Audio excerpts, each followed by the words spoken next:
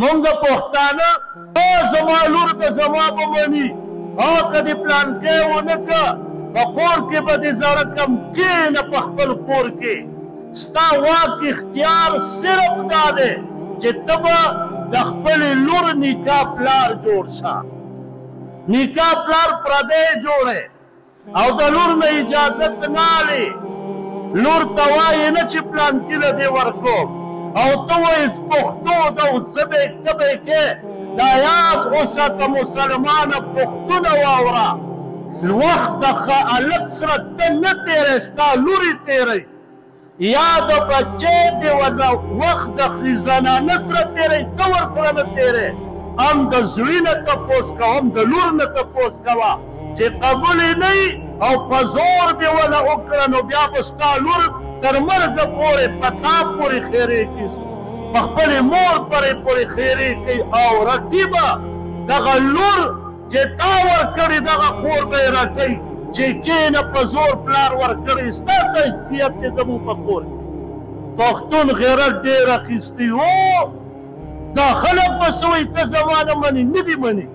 ستا واک اختیار دومره نشته څومره چې ستا لور دی ولې زندګي دې لور تېروي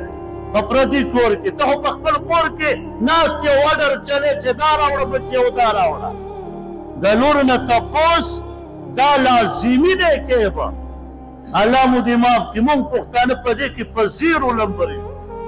خلک په دې کې شرمېږي چې زه به د لور نه تپوس کوم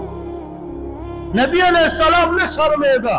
خپلې لور نه یې تپوس وکړه او ته د دې زمانې کلکلا خان راغلی ته د لور نه ته شرمېږې او تپوس نه کې ټول د شریعت خلاف روان یو دومره پورې راځي په روایاتو کې چې کله هلک او جینۍ یو بل ته ورکوئ د دواړو رضامندتیاو یو بل د یو نظر هم ګورې جایز دي دومره پورې شریعت موږ ته اسانه کړې ده